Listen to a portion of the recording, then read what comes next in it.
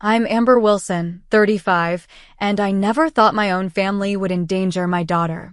When I found Haley, 16, abandoned at our resort in a country with do not travel warnings without her passport, I felt my world collapse. That was hilarious. My nephew Kyle laughed during our call. You should have seen her face, his sister Jenna added, giggling. My parents and brother stood by silently complicit. I didn't scream or yell. Instead, I got calculating. The next morning, they had no idea what was coming. Before I dive into this nightmare, drop a comment letting me know where you're watching from, and don't forget to hit that like and subscribe button if you've ever had to stand up against family who crossed the line. Trust me, you'll want to see how this ends. Growing up, I always believed family meant protection and support. That belief shattered 5 years ago when my husband, Daniel, announced he was leaving us for his 23-year-old assistant. The divorce was messy, leaving me to raise our daughter Haley, who was only 11 at the time, on my own. I rebuilt our lives piece by piece, landed a promotion at the marketing firm where I worked, bought a modest house in a good school district, and made sure Haley had stability despite her father's sporadic involvement. My family's response to our situation set the tone for everything that followed. My brother Thomas immediately took Daniel's side, suggesting I must have driven him away somehow. His wife Sandra spread thinly veiled gossip at family gatherings about how career women often neglect their marriages. Their kids, Kyle and Jenna, picked up on this attitude, treating Haley with a mixture of pity and condescension that grew more pronounced as the years passed. My parents, Harold and Patricia, never directly criticized me, but their actions spoke volumes. They showered Thomas's family with attention and gifts while offering me helpful advice about how to win back a man. When I decided to sell my wedding ring to help pay for Haley's braces, my mother called it burning bridges. When Thomas received a minor promotion, they threw him a party. When I was made department head, they sent a text message. Despite this dynamic, I maintained contact for Haley's sake. She deserved to know her extended family, and I refused to be the one who severed those bonds. I scheduled regular visits, sent birthday cards, and swallowed my pride at family gatherings. Haley, sweet and eager to please, tried desperately to win her grandparents' approval and forge connections with her cousins, who were close to her age, Kyle 18 and Jenna 17. The trip that would change everything began with a group text from my mother. Your father and I are celebrating our 40th anniversary this summer. We've decided to take the whole family on a 2-week vacation to celebrate. No excuses, we want everyone there. The destination made my stomach drop, a coastal resort in a country known for its beautiful beaches, but also for its dangerous regions with explicit, do not travel warnings from the State Department. I called my mother immediately. Mom, have you researched this place? Parts of that country are extremely dangerous. Don't be dramatic, Amber, she sighed. We're staying at a 5-star resort in the safe zone. Thomas and Sandra already put down deposits for their family. I have work commitments, and Haley has her summer photography program. So your career is more important than your father's anniversary? And Haley can take pictures anywhere. This is family, Amber. Or would you rather Haley miss out on making memories with her grandparents while we're still healthy enough to travel? The guilt trip worked as intended. When I told Haley about the trip, her eyes lit up. A real vacation? With everyone? Please, Mom, I've never even been out of the country before. I couldn't bear to disappoint her, not when family experiences meant so much to her. I requested time off work, paid the cancellation fee for her photography program, and began researching safety precautions for the region. What I found wasn't reassuring. While the resort area was considered relatively safe, travel advisories warned about kidnappings, armed robberies, and cartel activity in surrounding areas. I compiled a safety folder with emergency contacts, maps of safe zones, and printed copies of all our documents. During our pre-trip family video call, I tried raising my concerns. I've been reading about safety issues, I began. Thomas cut me off with a laugh. Classic Amber, always looking for problems. We're not going to the dangerous areas. We're going to a luxury resort. Stop being such a helicopter parent. Thomas is right, my father added. You'll ruin Haley's experience if you fill her head with fear. Sandra smiled condescendingly. Our kids are almost adults and they're not worried. Haley will be fine following their lead. That comment sent alarm bells ringing, but I was already committed. The week before departure, I took extra precautions. I registered with the embassy's Smart Traveler program, purchased additional travel insurance, and had serious talks with Haley about safety protocols. Mom, you're being super intense about this, Haley complained as I quizzed her on emergency procedures. Humor me, please. Promise you'll keep your passport in the hotel safe, but always carry a photocopy. And don't go anywhere without telling me, even with your cousins. Kyle and Jenna will think I'm a baby if I have to ask permission for everything, she protested. Better safe than sorry, I insisted, not realizing how prophetic those words would become. The night before our departure, I noticed Haley texting excitedly with Jenna, the first real connection they'd shown. When I asked about it, Haley beamed. Jenna says this trip is going to change everything. She and Kyle are going to show me how to actually have fun for once. A chill ran down my spine, but I pushed it aside. Surely, my family wouldn't deliberately put Haley in danger. I was about to discover how wrong I was. Our arrival at the resort seemed to validate my parents' choice. Pristine beaches stretched along turquoise waters, palm trees swayed in the gentle breeze, and the resort itself was a marvel of luxury with multiple pools, restaurants, and attentive staff who greeted us with cool towels and fruit-infused water. See, Amber? You worried for nothing, my mother said, accepting a welcome cocktail. This place is perfectly safe. From the resort's manicured grounds, you'd never know that just 20 miles inland, the State Department had issued its strongest warning against travel. I kept this thought to myself as we checked into our rooms, my parents in a deluxe suite, Thomas and his family in a 2-bedroom villa, while Haley and I shared a standard room with ocean views. Haley's excitement was palpable as she unpacked her new swimsuit and beach clothes. Can we explore now? Kyle said there's an awesome infinity pool with a swim-up bar. Let's get settled first and remember what we discussed about safety. She rolled her eyes. Mom, we're inside a gated resort with security everywhere. Nothing bad is going to happen here. The first red flag appeared that afternoon at the main pool. I was applying sunscreen when I overheard Kyle telling Haley, the drinking age here is basically whatever you look like. The bartenders don't care. Haley isn't drinking, I interjected firmly. Kyle smirked. And Amber's in full control freak mode, I see. Sandra, lounging nearby, laughed. Kids will be kids, Amber. A little vacation freedom never hurt anyone. She's 16, I reminded her. When I was 16, I was sneaking out to concerts, Sandra replied. Lighten up. Thomas nodded in agreement. You're going to make Haley the odd one out if you keep her on such a tight leash. I noticed Haley's face fall, the familiar look of someone desperate to belong. Later that evening, I found her trying on Jenna's more revealing clothes.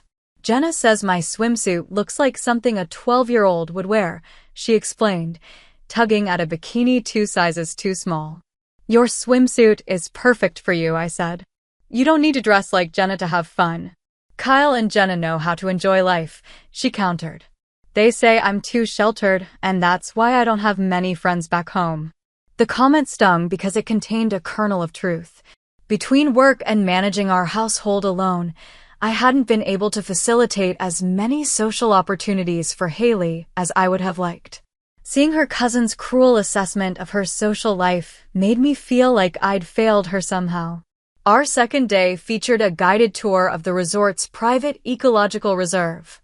The guide emphasized staying on marked paths due to local wildlife, a rule Kyle and Jenna immediately flouted by venturing toward a restricted area. Kids, please stay with the group, the guide called out. We're just taking photos, Kyle shouted back, pulling Haley along with them. I started to follow when my father caught my arm. Let her go, Amber. You can't protect her from everything. It's not about protection, Dad. It's about basic safety and respect for rules. Thomas and Sandra aren't chasing after their kids, he pointed out, as if this were the measuring stick of good parenting. When the 3 teenagers returned, Haley was wide-eyed with excitement. We saw a really cool cave entrance. Kyle says we should come back tonight and explore it. Absolutely not, I said firmly. That area is off limits for good reason. And Amber's afraid of everything, Kyle announced to the group. No wonder Haley doesn't know how to have adventures. Thomas laughed. My sister was born 40 years old, always worried about consequences. I bit my tongue, not wanting to create a scene, but pulled Haley aside later to explain the very real dangers of unauthorized exploration. She listened reluctantly, her eyes constantly drifting to where her cousins were planning their next activity without her. The pattern continued through the next few days. Kyle and Jenna would suggest increasingly risky activities, from wandering into staff-only areas to attempting to leave the resort premises to visit local shops without an adult. Each time I intervened, I was painted as overprotective while Thomas and Sandra were praised for giving their children independence. The building tension came to a head at dinner on our 4th night. My father raised his glass in a toast. Tomorrow's excursion to the coastal ruins will be the highlight of our trip. A full day of history and culture. My stomach tightened. Are these the ruins that require traveling through the Yellow Zone regions? I asked, referring to the State Department's color-coded warning system. Thomas groaned. Here we go again. It's a standard tourist route, my mother assured me. The tour company has perfect safety records. The brochure says it's a 90-minute drive each way through areas that aren't part of the resort safety zone, I pointed out. I've read reports of tourist vehicles being stopped in that region. We've already paid for everyone's tickets, my father said with finality. It would be a shame for Haley to miss it because you're nervous. I looked at Haley's pleading face and felt trapped. If we go, we need to take precautions. Everyone should have copies of their passports, emergency contacts, and we should stay together at all times. Kyle snickered. And Amber probably wants us all wearing matching t-shirts and holding hands. I think it's sensible, I replied evenly. Especially for the kids to have proper identification with them at all times. Sandra waved dismissively. The tour guide will handle all that. The kids don't need to carry important documents that could get lost. I stood my ground. Haley will have her passport copy and emergency information. That's non-negotiable. After dinner, I spent an hour preparing our documents and reviewing the excursion details. The tour would depart at 8 a.m. with breakfast provided en route. We would visit ancient coastal ruins, have lunch at a tourist restaurant, and return by early evening. I packed a small bag with water bottles, snacks, sunscreen, and first aid supplies. Mom, nobody else is doing all this prep, Haley complained as I labeled her water bottle. Better safe than sorry, I repeated, not realizing this would be the last normal evening of our vacation. As we went to bed, Haley received a text that made her smile. When I asked about it, she simply said, Jenna says tomorrow is going to be epic. If only I had known what they were planning, I would have booked us on the first flight home that night. The morning of the excursion arrived with perfect weather, clear skies, a gentle breeze, and temperatures in the mid-80s. Haley was unusually animated at breakfast, giggling over texts with Jenna while I double-checked our day packs. Did you put your passport copy in your secure pocket like we discussed? I asked. Yes, Mom, she sighed, patting her shorts. Can I go meet Jenna at the lobby? Everyone's heading down already. We'll go together once I finish my coffee, I said, noting it was still only 7:30, with 30 minutes before the scheduled departure. My phone buzzed with an email notification from my biggest client back home. Urgent. Campaign approval needed immediately. I hesitated, then opened it. The client was threatening to pull the campaign I'd spent months developing unless I approved a minor revision immediately. I need to handle this quickly, I told Haley. Go down to the lobby and tell everyone I'll be there in 5 minutes. Do not leave without me. Okay, she agreed, already heading for the door. The quick email response spiraled into a 15-minute crisis management session as the client demanded a video call. By the time I wrapped it up, it was 7:50. I grabbed our bags and rushed to the lobby, already rehearsing my apology for delaying the group. But the lobby was empty of my family members. The tour desk attendant smiled at me. Are you looking for the Coastal Ruins tour? They left about 10 minutes ago. That's impossible, I said. My family wouldn't leave without me. My daughter is with them. The attendant checked her list. Wilson party, 8 passengers, departed at 7:40. They said everyone was accounted for. My heart began to race. My daughter and I are part of that group. We weren't accounted for. She looked confused. Sir Wilson assured me everyone was present. Sir Wilson, my father. I pulled out my phone to call Haley, but there was no answer. I tried my parents, Thomas, Sandra. All went straight to voicemail. The spotty cell service in the region made communication unreliable at best. Did they leave any message for Amber Wilson? I asked desperately. The attendant checked and handed me a note. Took off early. Didn't want to wait. See you there. Dad. They had deliberately left without us, or so I thought. It wasn't until I received a garbled text from Haley that true panic set in. Mom, where are you? They left me. The 3 words hit me like physical blows. They left me. I called her immediately, but the call failed to connect. I sent a text. Where are you? Stay put. Her response came through in fragments. Hotel, wouldn't let me, no passport. Kyle took. Ice filled my veins as I pieced together what must have happened. I began searching the hotel frantically, showing Haley's photo to staff members. A security guard finally recognized her, the young lady who tried to join the tour without documentation. I believe she went back toward the guest rooms. I found her sitting on the floor in a service corridor near the rear hotel entrance, knees pulled to her chest, face streaked with tears. When she saw me, she broke down completely. They left me, Mom, she sobbed as I held her. They really left me. Once I got her calmed enough to speak, the full story emerged, each detail more horrifying than the last. After leaving our room, Haley had met her cousins in the lobby. Kyle had immediately suggested they go wait by the tour bus instead. Kyle said we should put our passports in the room safe because the tour guide handles all the documentation, Haley explained, wiping her eyes. Jenna had already put hers away, so I did too. They made it seem like carrying it was weird and that you were being paranoid. The 3 teenagers had gone to the tour bus loading area, where Kyle suddenly claimed he'd forgotten something. He and Jenna ran back toward the hotel, telling Haley to tell the adults they'd be right back. Moments later, Haley saw the entire family approaching, my parents, Thomas, Sandra, Kyle, and Jenna, all boarding the bus. I tried to get on, but the tour guide stopped me, asking for ID or my tour confirmation. When I said my mom had it, he wouldn't let me board without proof I was part of the group. Haley had called out to her grandparents, who were already seated. Grandma looked at me through the window but turned away when I waved. Uncle Thomas said something to the driver and they just left. She tried running after the bus, calling out, only to be stopped by security.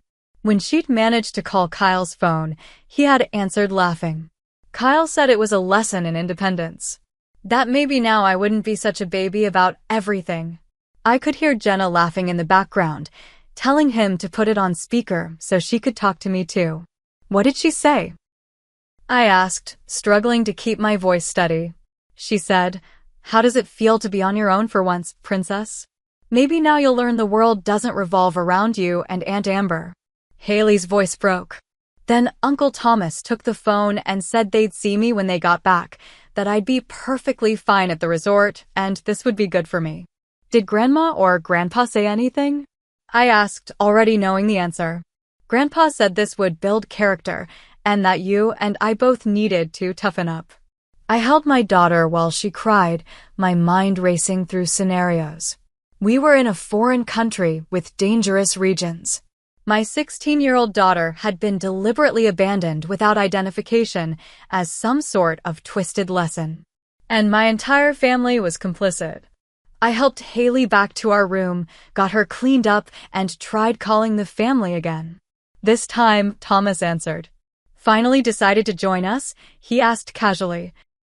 You left my 16-year-old daughter alone without identification in a foreign country, I said, my voice deadly calm. Don't be so dramatic. She's at a luxury resort, not on the street. She needs to learn some independence. I heard Kyle's voice in the background, laughing. That was hilarious. She kept running after the bus. Jenna chimed in, you should have seen her face when they wouldn't let her on. Put Mom and Dad on the phone, I demanded. My father's voice came on the line. Amber, don't overreact. The girl is perfectly safe at the resort. Consider it a life lesson. A life lesson? I repeated incredulously. She's a minor in a country with travel warnings, deliberately left without identification. Do you have any idea how dangerous that is? You filled her head with unnecessary fears. My mother chimed in. This will help her see the world isn't as scary as you make it out to be. I took a deep breath. Screaming wouldn't help Haley now. We'll discuss this when you return, I said flatly and ended the call.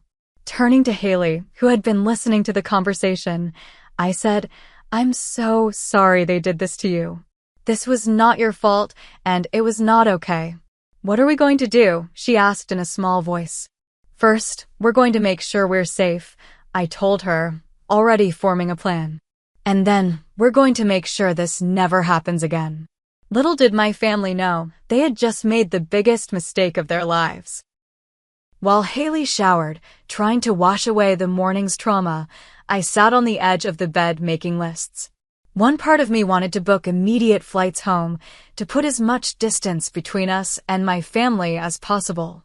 Another part, the strategist who'd climbed the corporate ladder despite countless obstacles, knew that hasty reactions rarely yield optimal results. I called the front desk and spoke with the hotel manager, explaining the situation in precise, factual terms.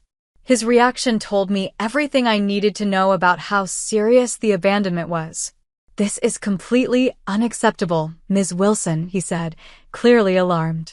Leaving a minor without documentation is not only against our policies, but potentially illegal.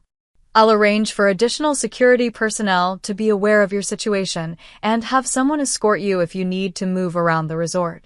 Next, I contacted the U.S.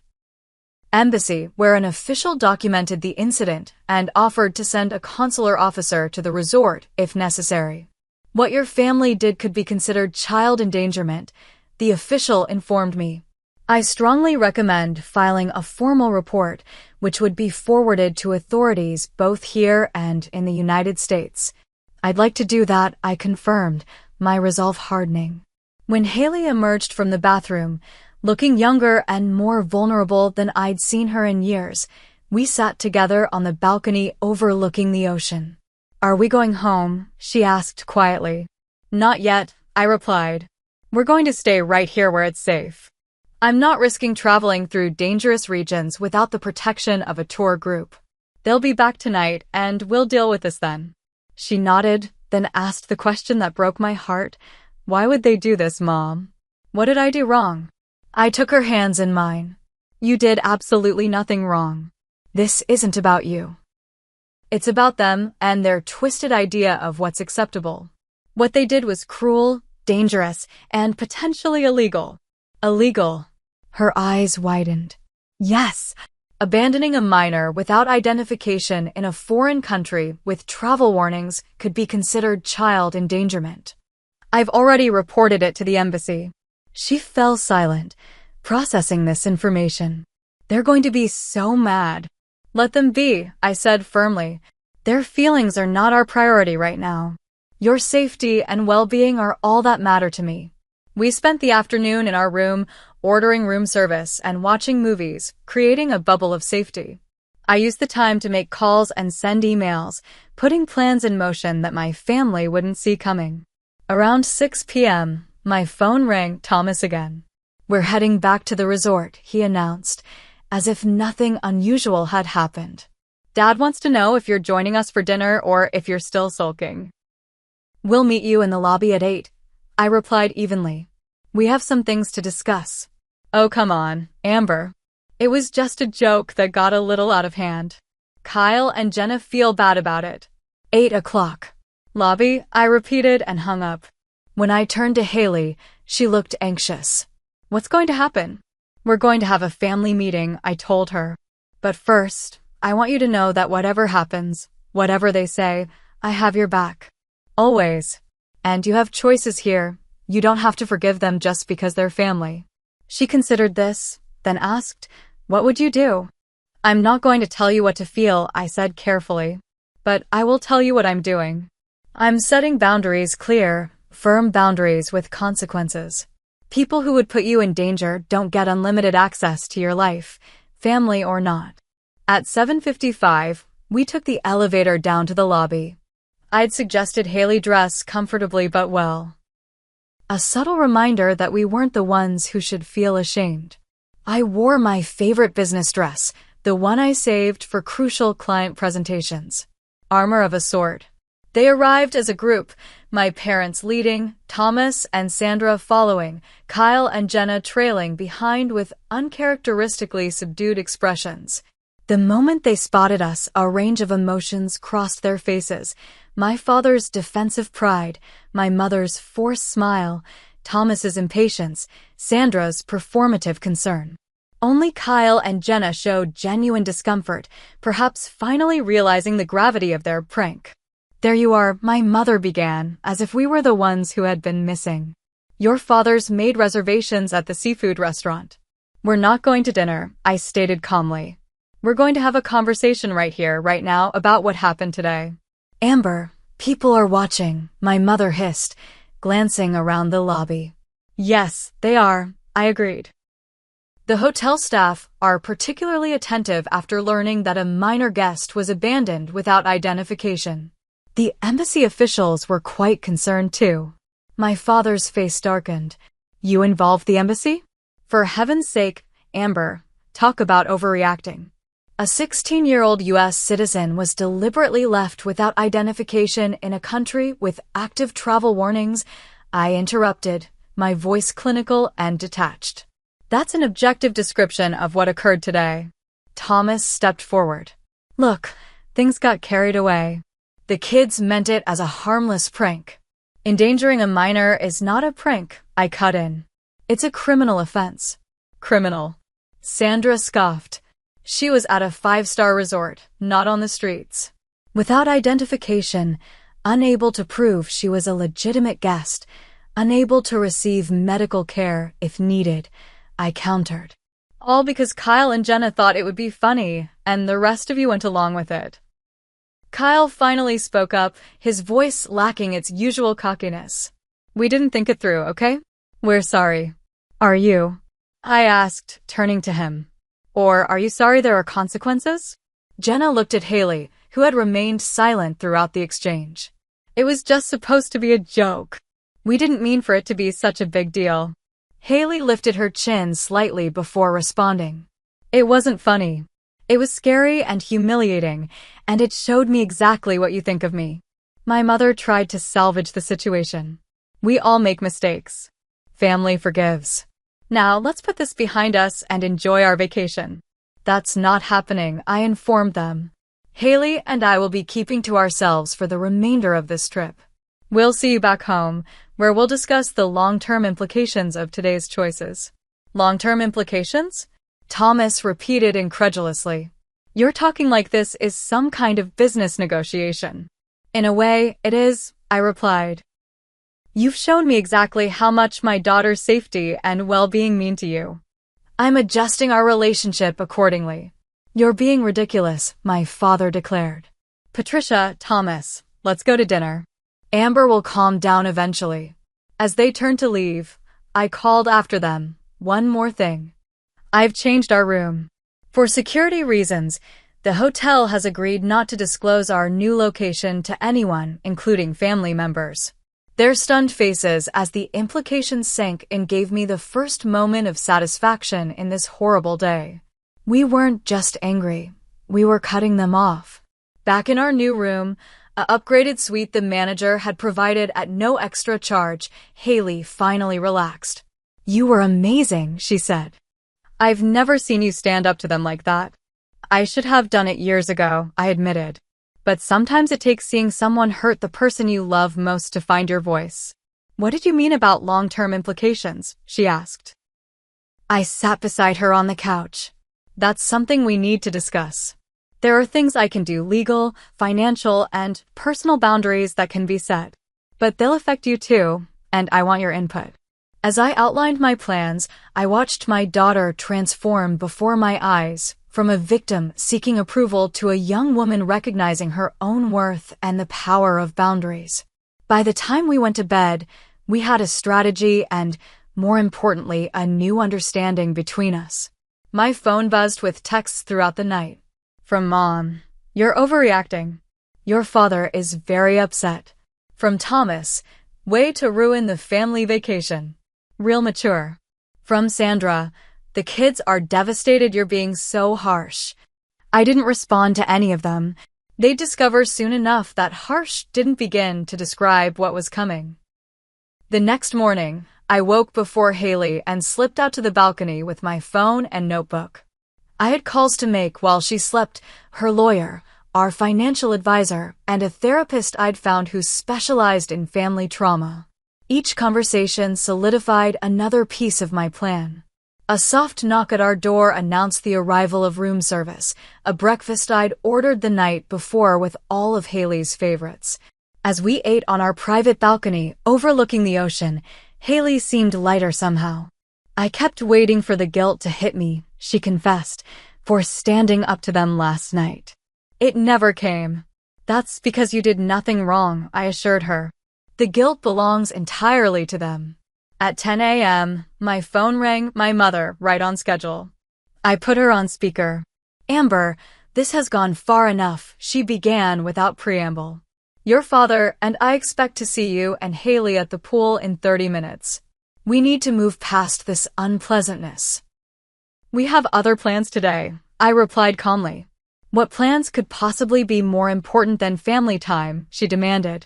"We paid for this entire vacation, including your portion, need I remind you?" "I'm aware of the financial arrangements, Mom.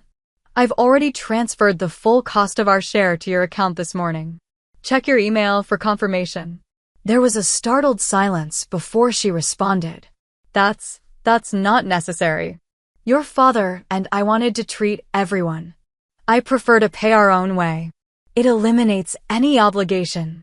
"Obligation? We're family, not business associates." "Family doesn't abandon a 16-year-old without identification in a foreign country," I reminded her. "Since you seem confused about what family means, I'm clarifying the boundaries." After she hung up, Haley looked at me with newfound respect. "You paid them back for the whole trip?" "Every penny," I confirmed. Financial independence means they can't use money as leverage. We spent the morning at the resort spa, a luxury I'd normally consider too extravagant, but today it served both as self-care and strategy. I knew my family would be watching for us in the common areas. Our absence would unsettle them, shift the power dynamic. When we finally emerged for lunch at the beachside cafe, we spotted them immediately at a large table near the water. Kyle noticed us first, nudging Jenna, who whispered to her parents. Soon all 6 of them were watching as we selected a table on the opposite side of the restaurant. It took less than 5 minutes for Thomas to approach us. "This is childish, Amber," he said, looming over our table. "Mom and Dad got us a family table." "We're comfortable here, thanks," I replied without looking up from my menu.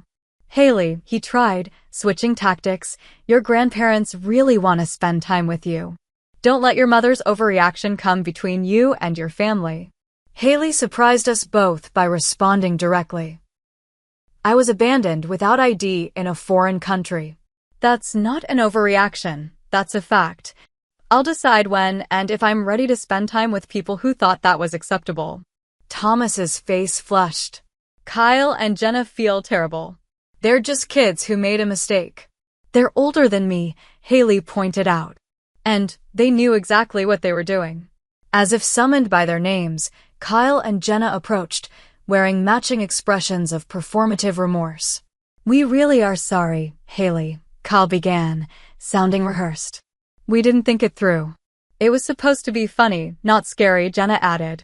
We wouldn't have let anything bad happen to you. But something bad did happen, Haley replied quietly. You humiliated me, left me without identification in a foreign country, and laughed about it. That's not what family does. We said we're sorry. Kyle's contrition was already giving way to indignation. What else do you want? Space, I interjected. We want space for the remainder of this trip. We'll address everything else when we're back home. The tension was interrupted by the arrival of my parents, my father's face stormy with displeasure. Enough of this nonsense, he declared. Amber, you've made your point. Now it's time to act like adults and move forward. I agree completely, I said, surprising him. Acting like adults means acknowledging that actions have consequences. Your actions yesterday endangered my daughter. The consequence is that we'll be keeping our distance for now. We did not endanger anyone, my mother insisted. Stop being so melodramatic. The hotel security, resort management, and U.S. Embassy officials all disagree with your assessment, I informed her. Would you like to speak with them? They've been very supportive. My father's expression changed slightly, the first hint of doubt creeping in. You've really involved officials in a family matter? Child endangerment isn't just a family matter, Dad. It's a legal issue. Legal? Sandra interjected. You're threatening legal action against your own family? Over a prank. I'm not threatening anything, I clarified. I'm informing you of steps already taken. The incident has been formally documented. What happens next depends largely on your actions going forward. This landed exactly as intended. I could almost see the mental calculations happening behind their eyes. My father, always concerned with appearances and reputation, was the first to shift strategies. Perhaps we all need time to cool down, he conceded. We'll respect your wish for space today. As they retreated, Haley exhaled shakily. That was intense. It was, I agreed. You handled it beautifully. What did you mean about what happens next depending on their actions? I smiled slightly. That's negotiation 101. Always leave room for the other party to make the right choice, even when you've already decided on your course of action. Throughout the day, we continued our strategic visibility, appearing in common areas just long enough to be seen before moving elsewhere, never giving my family the opportunity to corner us for prolonged conversations. Each brief encounter reinforced our new boundaries. That evening, as we dressed for dinner, Haley asked a question that caught me off guard. Are we ever going to forgive them? I paused, considering carefully. Forgiveness is personal, Haley. It doesn't mean forgetting or allowing the same harmful patterns to continue. For me, I might eventually forgive them, but our relationship will never be the same, and that's not a bad thing. What about you? What are you thinking? She twisted her hair thoughtfully. I think I need them to really understand what they did wrong first. Not just say sorry because they're supposed to. That's very wise, I told her. Real apologies come with changed behavior, not just words. As we headed to the restaurant, we passed Thomas and Sandra in the lobby. Sandra stepped forward hesitantly. We've been talking, she said, glancing at Thomas. The kids want to apologize properly. Maybe tomorrow, if you're willing. We'll think about it, I replied, neither accepting nor rejecting the olive branch. In our room that night, I received an email from my lawyer confirming everything was in place for our return. One by one, the pieces of my response were falling into order. My phone buzzed with a text from my father. Whatever point you're making, it's gone far enough. Your mother is upset. Time to act like family again. I showed it to Haley. Notice how there's no acknowledgement of wrongdoing, Just pressure to sweep it under the rug. She nodded. That's how it always works with them, isn't it? We're supposed to pretend everything's fine. Not anymore, I promised her. That pattern stops now. I sent a single reply to my father. Family doesn't endanger family. We'll talk when we get home. Then I turned off my phone for the night, another small act of independence that felt surprisingly powerful. 3 days later, our vacation was mercifully approaching its end. Haley and I had maintained our strategic distance, accepting only one brief, supervised apology session with Kyle and Jenna, which had gone about as well as expected, rehearsed words with little understanding of the seriousness of their actions. The night before our departure, I received a call from the front desk. Ms. Wilson, we've processed the changes to your travel arrangements as requested. Your upgraded tickets are ready for collection. Thank you, I replied, knowing my family would soon discover this latest development. Early the next morning, we met the rest of the family in the lobby for our airport transfer. My mother immediately noticed our separate luggage pile. Why aren't your bags with ours? She asked suspiciously. We've made some changes to our travel arrangements, I explained. We'll be on the same flight to the international hub, but Haley and I have been upgraded to first class. First class? Thomas repeated. That's a waste of money just to avoid sitting with us. It's my money to waste, I replied simply. My father frowned. This separation nonsense has gone on long enough, Amber. We're flying home as a family. We're flying home on the same plane, I corrected him. In different cabins. At the airport, the separation became even more pronounced. While my family joined the regular check-in queue, Haley and I were directed to the premium counter, where the agent greeted us warmly. Ms. Wilson, we have your first-class boarding passes ready. Would you like to access the lounge before boarding? Yes, please, I replied, aware of my family watching this exchange with growing frustration. Thomas broke away from the group to approach us. This is ridiculous. You're deliberately creating divisions in the family.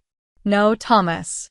The division was created when you participated in abandoning my daughter. I'm simply responding to it. It was a momentary lapse in judgment. He insisted. How long are you going to punish everyone for one mistake? This isn't punishment, I clarified. It's protection. And as for how long, that depends on what happens when we get home. What's that supposed to mean? He demanded. I looked him directly in the eyes. It means I've spent the past week making arrangements that will surprise you. Before he could respond, our premium boarding was announced. As we walked toward the gate, I could feel 6 pairs of eyes boring into my back. The luxury of first class was a welcome respite after the tension of the past week. Once we were settled in our spacious seats, Haley finally relaxed enough to ask about my cryptic comment to Thomas. What kind of arrangements have you made? Several kinds, I explained. Legal ones, for starters. I've filed formal reports about the abandonment incident with both U.S. and foreign authorities. Her eyes widened. Are they going to be arrested or something? No, nothing that dramatic. But there's an official record now which matters for what comes next. Which is financial arrangements, I continued. You know the college funds I've been managing for Kyle and Jenna? Haley nodded. Years ago, when both families were still close, I had used my finance background to set up and manage education funds for all 3 children, growing them through careful investments. I've restructured them, I explained. The money is still there for their education, but I'm no longer in control of it. An independent trustee will manage the funds with strict disbursement conditions. They're going to be furious, Haley predicted. Probably, I agreed. But it's actually in the kids' best interest. This way, the money can only be used for education, not whatever impulse purchase Thomas and Sandra might approve. What else? She asked, sensing there was more. I've withdrawn my portion of the investment in the family vacation home, I told her. My name is being removed from the property entirely. This was perhaps the most significant move. Years ago, the whole family had pooled resources to purchase a lakeside cabin. I had contributed nearly a third of the cost, despite using it less frequently than the others. That's a lot of money, Haley observed. It is, I confirmed. Money that will now go toward our future instead, including your college fund. The first-class meal service interrupted our conversation, but as the flight progressed, I shared more details of my comprehensive response plan. By the time we approached the international hub for our connection, Haley had a complete understanding of the new boundaries being established. Do you think they'll ever understand why you're doing all this? She asked. Some of them might, eventually, I answered honestly. But understanding isn't required for boundaries to work. They just need to be respected. As we disembarked, we found my family waiting at the gate, clearly having rushed from their own arrival to intercept us. We need to talk before the next flight, my father announced. I agree, I said, surprising him. Let's find somewhere private. In a quiet corner of the airport lounge, access courtesy of our first-class tickets, I faced my family and decided it was time for complete transparency. I've made some decisions you need to be aware of. I began without preamble. First, I've filed official reports about Haley's abandonment with the relevant authorities. You did what? My father exploded. That's outrageous. Second, I continued calmly, I've restructured Kyle and Jenna's education funds. The money is still available for legitimate educational expenses, but it will be managed by an independent trustee, not me. Thomas's face flushed with anger. You have no right to make unilateral decisions about my children's money. Actually, I do. The accounts were established with me as the trustee, with full discretionary power. I've simply transferred that power to a neutral third party for everyone's protection. Protection from what? Sandra demanded. From poor decisions, I replied evenly. Like the decision to abandon a minor without identification in a foreign country. My mother, who had remained uncharacteristically quiet, finally spoke. Amber, whatever point you're trying to make. This isn't about making a point, I interrupted. It's about establishing consequences and boundaries. Which brings me to the third change. I've withdrawn my investment in the lake house and removed my name from the property. This announcement landed like a bombshell. The vacation home had been a symbol of family unity, our one shared asset. You can't just pull out, my father sputtered. We all agreed. Check the agreement, I suggested. There's a clause allowing any party to exit with proper notice. My lawyer has already sent the formal documentation. Lawyer, Thomas repeated incredulously. You've involved lawyers in family business? Yes, I confirmed. Because this stopped being just family business when you endangered my child. Kyle, who had been unusually subdued, suddenly addressed Haley directly. Are you really okay with your mom destroying the family over one stupid mistake? Haley met his gaze steadily. She's not destroying anything. She's showing me what it looks like when someone actually protects you instead of throwing you under the bus for a laugh. It was just a joke that went too far. Jenna insisted. Why can't you get over it? Because it revealed something important, Haley replied. It showed me exactly where I stand with all of you. And now I'm standing somewhere else, somewhere safer. Our connection flight was announced, cutting the confrontation short. As we walked toward our gate, my father called after me. This isn't over, Amber. I turned back briefly. You're right. It's just beginning. On the final flight home, in the quiet comfort of first class, Haley leaned against my shoulder. I'm proud of you, Mom, she whispered. I don't think I've ever seen you stand up to them like this. I should have done it long ago, I admitted. But sometimes the strongest boundaries come from protecting someone else, not just yourself. When we landed, we were surprised to find my friend Jessica waiting for us at the terminal, exactly as I'd arranged during our hotel stay. Your chariot awaits, she announced, taking one of our bags. Thomas and Sandra, emerging from the jetway behind us, looked confused. Aren't you riding with us? Sandra asked. Dad reserved a van for everyone. We have our own transportation, I informed them. We'll see you when we're ready. As we walked away with Jessica, I could feel the weight of their stares, but for the first time in my adult life, I felt completely unburdened by their expectations or disapproval.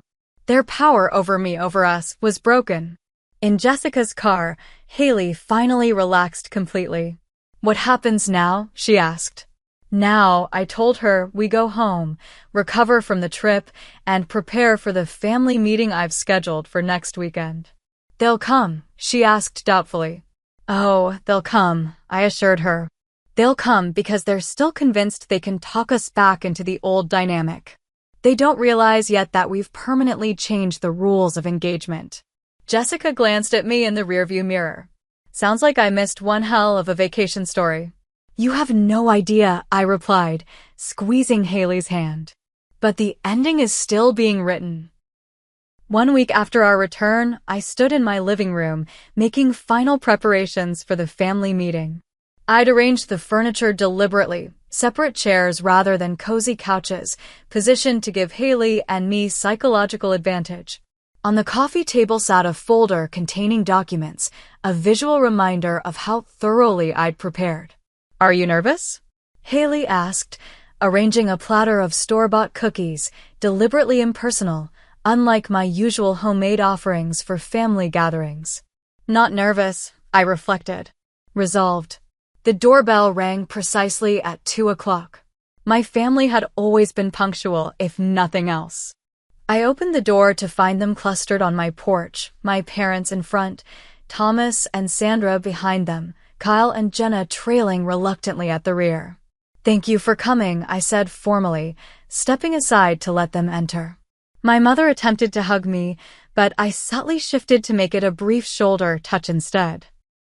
"Amber, darling, this has all been so unnecessary," she murmured. "We'll get to that," I replied, directing them to the arranged seating. Once everyone was settled, an uncomfortable silence fell. My father, always impatient with emotional tension, broke it first. "All right, Amber, we're here as requested. Though I must say, all this formality seems excessive for a family discussion." "I appreciate you coming," I began, my voice calm and measured. What happened on our vacation was a turning point, not just in how Haley and I view our family relationships, but in how those relationships will function moving forward. "If this is about more apologies," Thomas started. I raised my hand, cutting him off. "This isn't about apologies. It's about consequences and boundaries." Opening the folder, I removed a printed document. This is the official report filed with the U.S. Embassy regarding the abandonment incident. It details how Haley was deliberately left without identification in a country with active travel warnings. "You're making it sound criminal," Sandra protested. "Because it potentially is," I replied evenly. "Child endangerment is a serious offense. However, I've chosen not to pursue criminal charges at this time." "How generous," Thomas muttered sarcastically. Instead, I continued, ignoring him, "I've established a series of boundaries that will govern our relationship moving forward." I handed each adult a sealed envelope. "These contain individualized documents relevant to each of you. For my parents, you'll find formal notice of my withdrawal from the Lake House property, along with conditions for future contact with Haley and me." My father's face darkened as he scanned the paper. "Scheduled visits? Prior notice required? This is absurd. We're your parents." "Parents who participated in endangering my child," I reminded him. "The privilege of unfettered access to our lives has been revoked." Turning to Thomas and Sandra, I continued, "Your envelopes contain documentation of the restructured education funds for Kyle and Jenna, along with similar contact parameters." Sandra opened her envelope with trembling fingers. "You've appointed a bank as trustee? We have to submit formal requests for withdrawals." "The funds remain fully available for legitimate educational expenses," I clarified. "Just without my direct involvement, which I think we can all agree is healthier given recent events." "This is punishment, plain and simple," Thomas accused. "No," I corrected him. "Punishment would be withdrawing the money entirely, which I had every legal right to do." "This is a boundary," protecting the fund's intended purpose while removing myself from decisions that could become contentious. Kyle and Jenna exchanged worried glances, finally seeming to grasp the real-world implications of their prank. As for Kyle and Jenna, I continued, they'll find letters outlining my expectations for any future interaction with Haley. Direct apologies, real ones that demonstrate understanding of the harm caused, will be the minimum starting point. This is insane, my father declared, standing abruptly. You're acting like we're criminals who need rehabilitation, not your family. Family doesn't abandon family, Haley spoke up, her voice steady despite her obvious nervousness. What you all did showed me exactly how little you value me, or Mom. That's not true, sweetheart, my mother protested. We love you both. This whole situation has been blown completely out of proportion. Minimizing what happened doesn't help your case, I pointed out. It only confirms that these boundaries are necessary. So what now? Thomas demanded. We just submit to your dictatorial terms if we want to see Haley? These aren't terms for negotiation, I clarified. They're boundaries I've established for our well-being. You can choose to respect them or not. That choice will determine the nature of our relationship moving forward. Or lack thereof, my father added bitterly. If that's your choice, I acknowledged. For the next hour, the conversation cycled through predictable stages, anger, bargaining, guilt-tripping, and finally, the first tentative signs of acceptance. Through it all, I maintained calm firmness, neither raising my voice nor backing down. It was Kyle who eventually broke the family's united front. I really am sorry, Haley, he said, looking directly at his cousin for perhaps the first time. What we did was stupid and mean. I didn't think about how scary it would be for you. Jenna, following her brother's lead, added, we thought it would just be embarrassing, not frightening. I didn't realize how dangerous it was to leave you without ID. Haley studied them both before responding. Thank you for saying that. I'm not ready to just go back to normal, but it's a start. By the time the family left 3 hours later, we had reached an uneasy truce. My boundaries remained firmly in place, but most of them had at least verbally agreed to respect them, however reluctantly. As I closed the door behind them, Haley exhaled deeply. That was intense. It was, I agreed. And it's just the beginning of a long process. Over the following months, our family dynamics underwent a slow, sometimes painful transformation. My parents initially tested the boundaries, showing up unannounced once and calling Haley directly instead of going through me as required.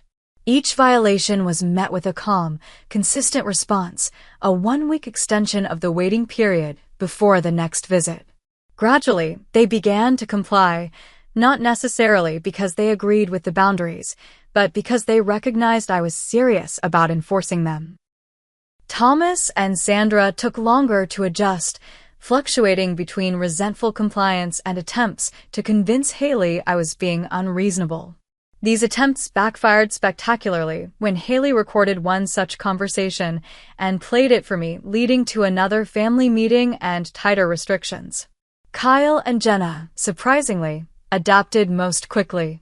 Perhaps because they were young enough to still be learning about consequences, or perhaps because they truly felt remorse, they made genuine efforts to rebuild their relationship with Haley.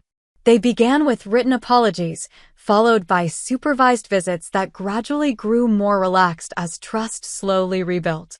3 months after the ill-fated vacation, we held our first family gathering under the new dynamic, a Sunday lunch at a neutral restaurant. The tension was palpable but manageable, the conversation careful but not entirely forced. After lunch, as we walked to our cars, my mother pulled me aside. I still think you overreacted, she said, but I'm beginning to understand why you felt you needed to take such drastic measures. Coming from her, this was monumental. Thank you for saying that, I replied sincerely. Will things ever go back to how they were? She asked. No, I told her honestly. But they might become something better, healthier for everyone, especially Haley. That evening, as Haley and I sat on our porch swing, she reflected on the changes of the past months. "I used to think family meant putting up with whatever they dish out," she said. "Now I understand it should be about mutual respect." "That's an important lesson," I agreed. "One I wish I'd learned and taught you sooner." "Better late than never," she smiled, leaning against my shoulder. The healing process was far from complete. Trust, once broken, rebuilds slowly. But watching my daughter grow in confidence and self-respect made every difficult conversation, every uncomfortable confrontation worthwhile. Our story isn't about a family destroyed by one terrible decision, but about a family forced to evolve beyond toxic patterns into something healthier. Not all family bonds survived the transformation intact, but those that did were stronger, built on respect rather than obligation or fear. If there's one thing I've learned through this journey, it's that protecting those we love sometimes means drawing hard lines, even against other people we love. True family doesn't endanger you for amusement or abandon you for convenience. True family lifts you up, respects your boundaries, and helps you become your best self. So I ask you, my viewers, have you ever had to establish difficult boundaries with family members? How did you handle it, and what was the outcome? Share your experiences in the comments below. And if this story resonated with you, please like, subscribe, and share it with someone who might need to hear that establishing boundaries isn't selfish, it's essential for healthy relationships. Thank you for joining us on this journey, and remember, sometimes the family we need isn't the one we're born into, but the one we create through love, respect, and healthy boundaries.